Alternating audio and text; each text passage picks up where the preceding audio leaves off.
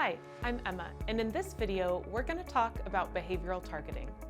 Behavioral targeting is how your past internet history impacts the search results and advertisements that you see.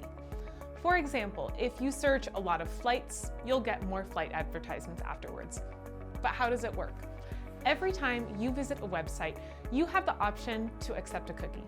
A cookie is a small piece of data that has anonymous information about your browsing history. When you visit a new website, as long as there are ads on the site will carry a cookie. Once you accept that cookie, advertisers with products that are relevant to your search history will bid on ad spots.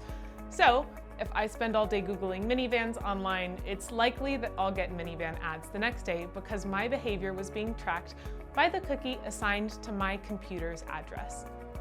Behavioral targeting is an in-depth observation of someone's online behavior, which informs the best advertisements to show that person. Let us know in the comments if you learned something about behavioral targeting. Give us a like if you found this helpful and subscribe to our channel for more videos. Thanks for watching. Data Science Dojo. Data science for everyone.